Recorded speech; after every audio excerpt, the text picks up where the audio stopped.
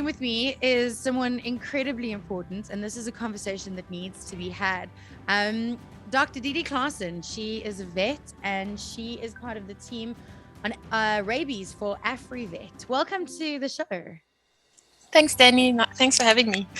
I'm really excited to have you, Dr. Didi. So, backstory. We have a great vet here in Brakpan, St. Francis Animal Clinic, and you know the incredible human beings that work there. And the other day we were there, and obviously they know that I have this platform, and we were talking about things, and one of the doctors came up to me and said, "Did you know that we're currently going through a rabies outbreak?"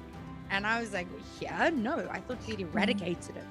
And then she started telling me about some kids that had been bitten by cats and dogs, and they are getting rabies, and it's definitely a problem.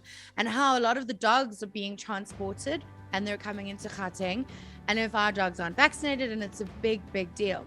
So I had to talk to you because I think no one knows. I work in the media industry. If I didn't know, we don't know. But I think first things first, Dr. Didi, what is rabies? What does it do to the animals? And then what will it do to us? Okay, so that's a very loaded question, but I'll start with, no worries, what is rabies? And it's a viral disease, and I think I speak of COVID fatigue. Everyone is sort of tired of hearing about viruses, but here's another one that we need to deal with. And so it's a virus, and it's one of the oldest viruses we know of that causes diseases in humans and in animals. So we speak of a zoonotic disease, and what that means, it's a disease that we can get from animals. So it's usually circulating in the animal populations, and then it spills over to humans when we call it incidental hosts. So you by accident get in the way of the virus spreading between different animals. And in animals, I think the focus we have as humans is on our pets, and why we, as a veterinary profession, especially government, focuses on the dog and cat populations and not so much in wildlife where the virus circulates most, is because dogs and cats are living with us in our houses. I know most people and the avid pet lovers, their dogs and cats are in their beds. I mean, my cats, if you, especially in winter, you wake up with a cat in your face. Yep. Because they're seeking that heat, and those dogs and cats are sort of they're in contact with wildlife outside our houses. So whether it be foxes, foxes not really in South Africa, but bat-eared foxes or jackal or mongooses. My parents live in Bloemfontein, and we frequently have mongooses in our front yard. Oh, wow. So they don't necessarily have rabies, but if they have rabies, they lose their fear. And then they'll approach the dogs, or the dogs kill a rabbit mongoose, and then they're exposed to the virus. And then they can contract it, get sick down the line, and then infect you as a person. But if your dogs and cats are vaccinated, you have a natural barrier sort of around your house. So if they get in contact with the virus, the chances of them contracting it is so much less. And that's why we focus on dogs and cats. Very long-winded way of saying that it's not only dogs and cats that can get rabies. The actual pools are in the dog community or dog population. So we call it the dog jackal cycle. So black-backed jackal, bat-eared foxes, dogs, they cycle the canine variant of rabies. And then we have a mongoose variant, which is mongooses, meerkats, and they cycle. And then in between, cattle can come in between cats and dogs, etc. So there's two natural cycles, and then they spill over into incidental, accidental hosts. And that could be cows, sheep, lions. We've had honey badgers the other day in the Mildersdrift area, where a person was, several people were actually attacked by the rabid honey badger. So that was a spillover from a jackal cycle. So it's actually quite scary. It can happen, but we can all sleep peacefully and soundly at night if we vaccinate our dogs and cats. And that's why we reiterate the importance of dog and cat vaccination. So if animals are affected, the main thing I can say is change in behavior.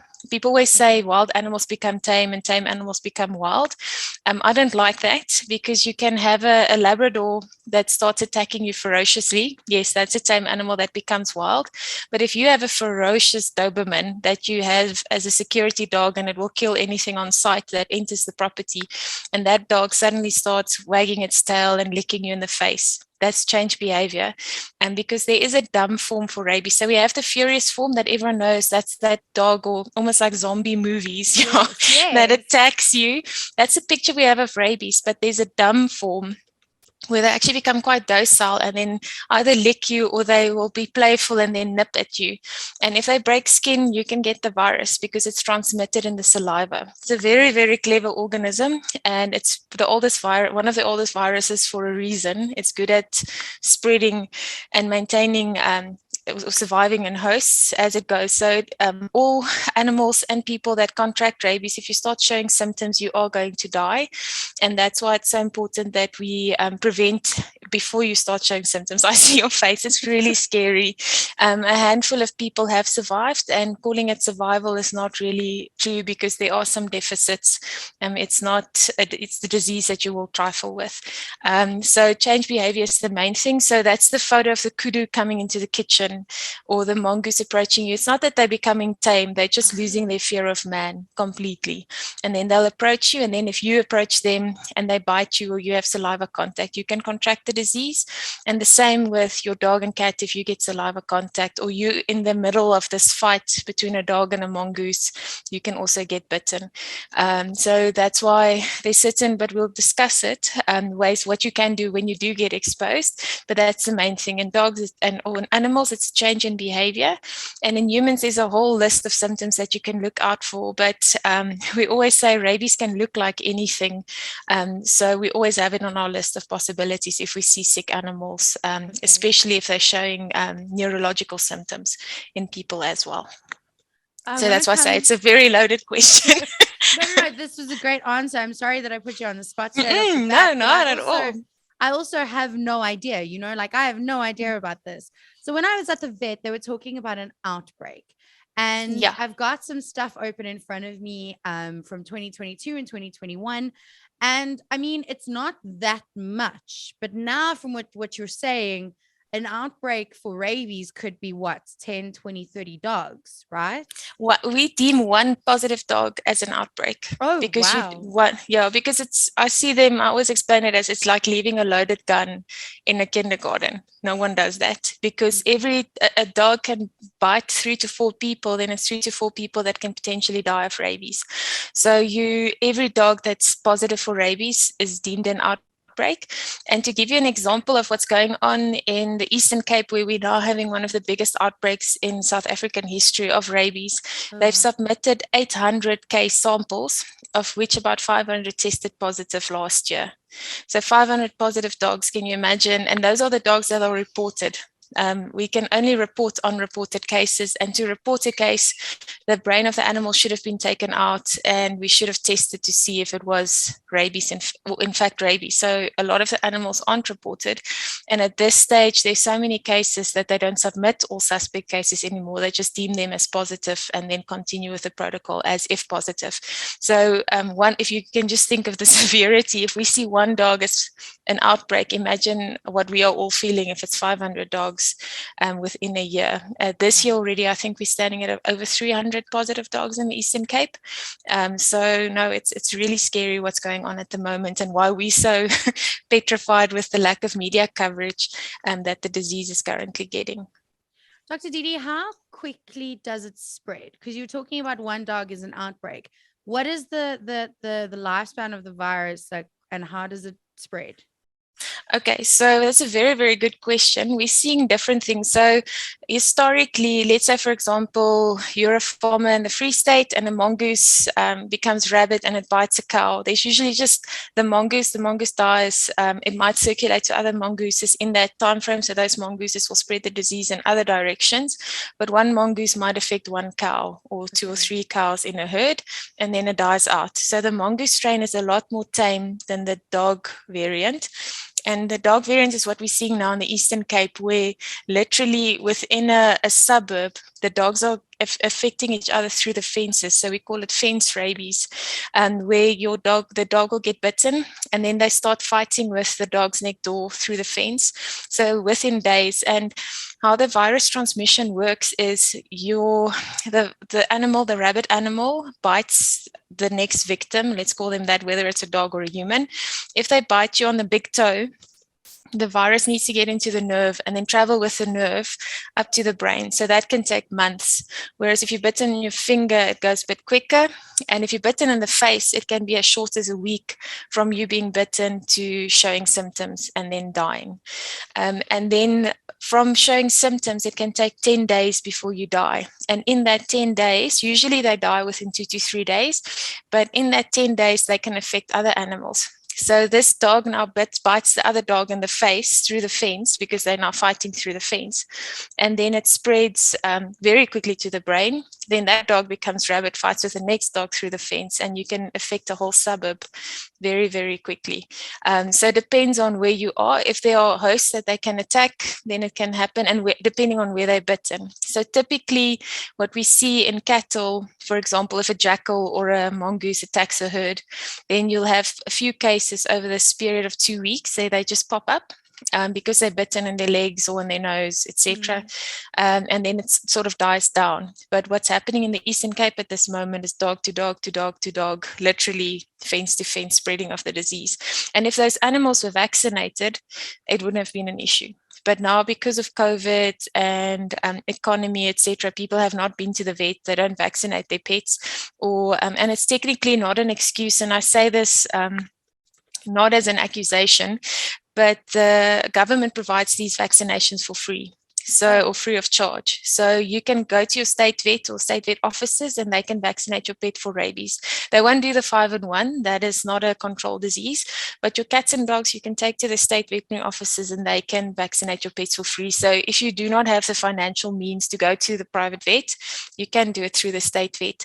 But vaccinations would then stop it. So if your dog was vaccinated, they're bitten in the face, their chances of getting the disease is basically zero. And therefore, the chances of your child getting the disease also zero. Yes. Yeah. So you want to create that buffer between your family and the rest of the community by vaccinating your pets. And dogs and cats, people forget about the cats and they can also transmit it. And cats with rabies are ferocious. I'm very scared of them. Cats are ferocious anyway. I can argue. Yeah, exactly. So imagine them. They don't go docile. No. Or majority of them don't go docile. They really become aggressive. Yeah. Wow. Okay. So obviously first form of defense is vaccinate. And like you said, there is a way to do it. Even if you don't have money, we'll get all the links. We'll put them in the article. Yeah. But say now you are bitten or your dog is bitten and you're suspecting rabies. Where to from here now? State vet, first person you phone. So, but I'll give you links of where you can get hold of your state vet, your state veterinary services. And if you're in a small town where you don't have a state vet, go to the private vet, they can assist you. Because it's a controlled disease, we need to act. We can't say, oh, well, it's not my problem. It is everyone's problem because someone can die. So if you suspect, so let's say you're sitting on your stoop and you're having a coffee and you see a rabid animal or a strange animal coming in and just randomly attacking unprovoked your dog is part of this altercation, and your dog is not vaccinated, we have big problems because then your dog will have to be pending the investigation. Obviously they won't come and kill it immediately, but unfortunately we cannot leave an unvaccinated animal that was exposed to rabies in with you, because let's say the dog was bitten on its foot, it can start showing symptoms anything from between the next 6 months. Now you're leaving an animal that at any time can start showing any form of symptoms for rabies with people. You can't do that. And that's why it's a state controlled disease. If your animals are not vaccinated and they're exposed, unfortunately, if that animal that exposed them tests positive, they will have to be eliminated or euthanized. Then if your dog was vaccinated, you immediately inform the vets because they need to, or state vets, because they need to come and inspect this rabid animal and trace back where it was. So let's say, for example, it's a mongoose, we test it, and then what they do is we call it quarantine, but they isolate your dog on your yard just so that we can monitor it. So we monitor that dog for 6 months if it was vaccinated, just to make sure, okay, everything is okay. It didn't contract rabies, because we saw with, I love the fact that we had COVID, because everyone now understands the whole vaccine disease story. It makes it easier to explain. So you have people who have been vaccinated against COVID, but they still get sick later on. So the same with the rabies. They have been vaccinated. The risk is much lower, but there's still a risk. So that's why we isolate them for that 6 months, to say you have been vaccinated. We just want to check that you're okay. And then But that's a process your state vet will walk with you. But then if you are the person that's exposed, this is where it's vital, because this literally saves your life. You can't wait on this. So let's say, for example, this mongoose or a rabid dog, or you just get attacked for no reason. And I'm saying unprovoked. If you, I always say, if you're at Tsotsi going into someone's yard and the dog bites you, you deserve it. You're not supposed to be there. Yeah. Yeah. Or if Or you're if you're messing with a playing dog. with your cats, Yes. that's Yeah. provoked. Yeah. Yes. So if you're provoking an animal and they're showing appropriate behavior for what you're doing to them, it's not rabies. But if there's no reason for this animal to attack you, or if you see, okay, this is very strange behavior, my dog is something's off, or something is wrong with this animal that's concerning you, then you report it to the state vet. They will investigate. But if you had contact with that animal, there are different categories of contact. So obviously, if you didn't touch the animal, you just saw the dead mongoose, you had gloves, you put it in a bag, you weren't exposed to the virus because you took the necessary safety precautions. So then you're category 1, you don't need to do anything, just wash your hands properly, you'll be okay. If you are category 2, that's when you had saliva contact, but there was no break in your skin. So the animal licked you, but you didn't have scabs, or your cat didn't scratch you the day before the rabid animal came and licked you. So there's no broken skin. Then you need vaccinations. So you wash that area where you had saliva contact very well for 10 minutes, soap and water, running water with soap for 10 minutes. And 10 minutes take long. I had once had an exposure of rabies, live rabies virus in a laboratory on my hands. And you sort of always say, yo, wash your hands with soap and water for 10 minutes until you have to do it. Time. It's a flippin' long time. But you wash it for 10 minutes with soap and water. And then you go seek medical attention. So you go to your local clinic, your GP, or the casualties of a hospital. Government again provides post-exposure. So after being exposed to the virus, post-exposure treatment for free or free of charge, or at no cost. And so they will give you vaccinations, and it's important that you complete that course. So if you've never been vaccinated against rabies previously, I have, because we work with rabies on a regular basis. Obviously. I get pre-exposure vaccinations, but if you're a normal person, then you won't be vaccinated previously. Then you need to complete a course of 4 vaccinations. So what happens is people either don't wash their wounds properly, or they don't go seek medical help, and then unfortunately they get rabies and they die.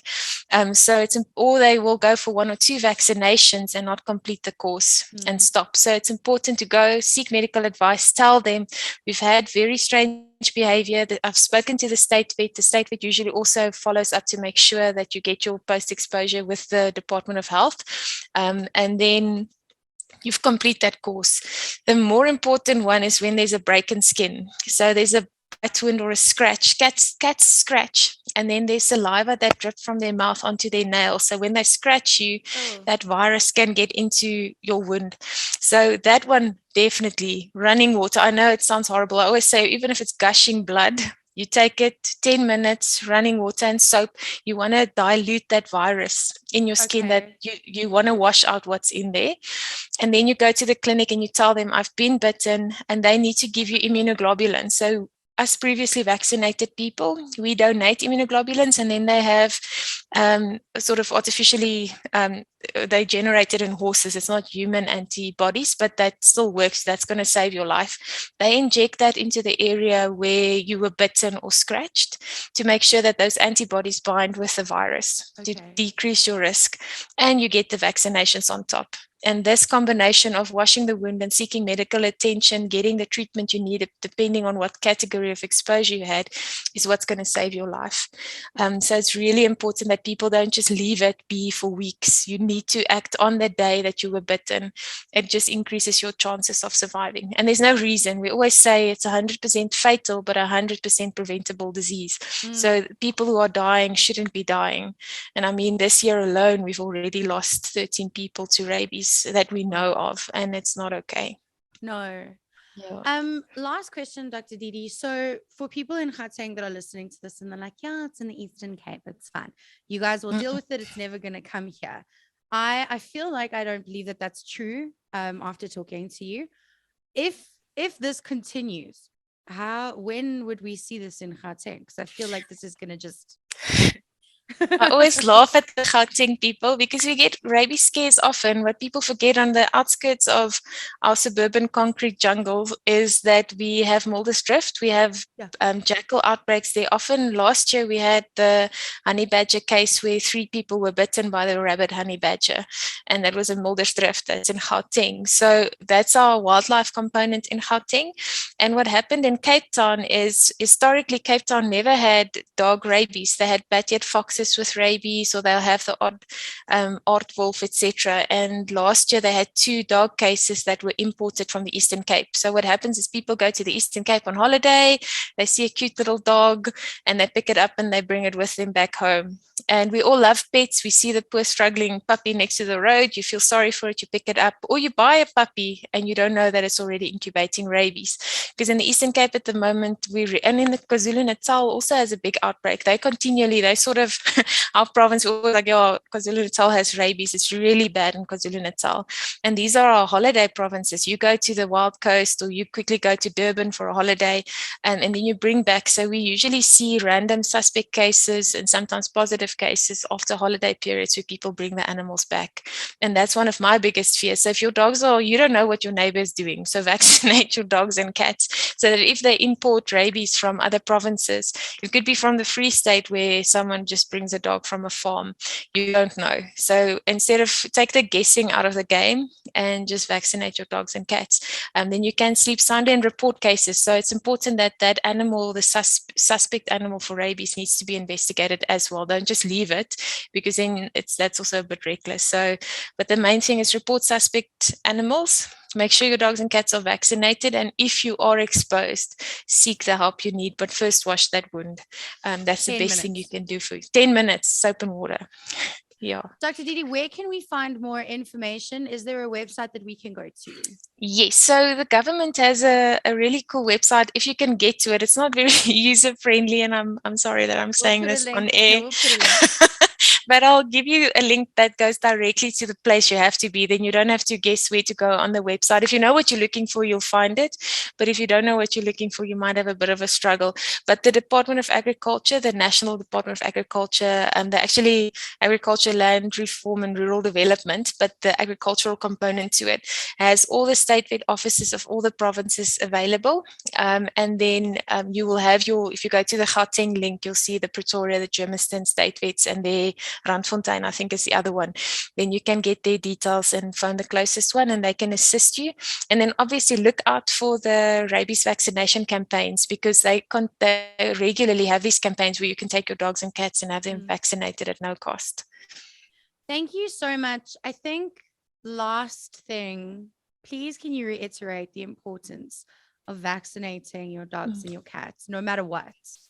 Yeah, no, it's really, really important. I think I always say if there's one thing I want to say, or 3 things that I want to say about rabies, it's vaccinate, vaccinate, vaccinate, because that's the only thing we can do technically. And if we do that, we will be able to decrease the instances. We can't get rid of the wildlife population of rabies, but we can get rid of the dog rabies. And there's a global drive to get rid of human deaths, or have no human deaths due to rabies by 2030.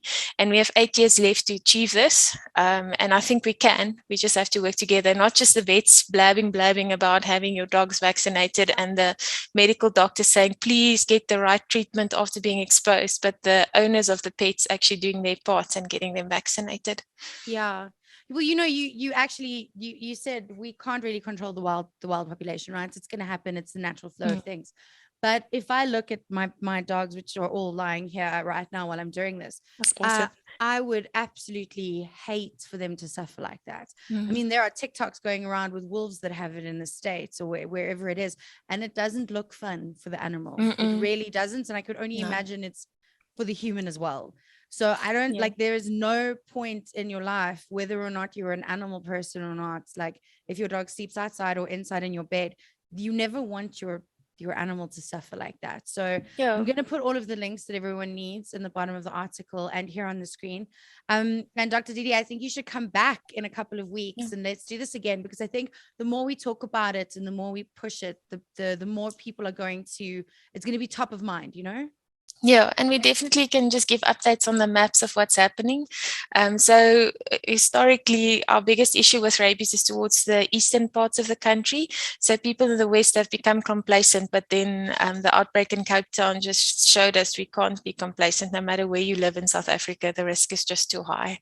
But yeah, so and I think, like you said, for your pets, but most people, the age group of people that die of rabies are kids, because they approach the funny looking animal and they don't know that they have to tell you, listen, mom, I was scratched or bitten or licked by a funny dog. And that's the sad part. Out of the people who have died this year, majority of them are under 16 years of age. So, and it's not a way of death that I will wish on my worst enemy. It's just, it's horrible. So And it's vaccinate your dogs and preventable. cats. It's completely Exactly. preventable. Yeah, so just do the right thing, vaccinate your dogs and seek help. Don't wait. Awesome. All the links in the article on jacarandafm.com. Dr. Didi Claasen from Afrivet Rabies, thank you so much for your time. Thank you for all of the information you sent me, and thank you for making me aware of this. Oh, no, thank you, Danny. Really appreciate the time. Jacaranda FM.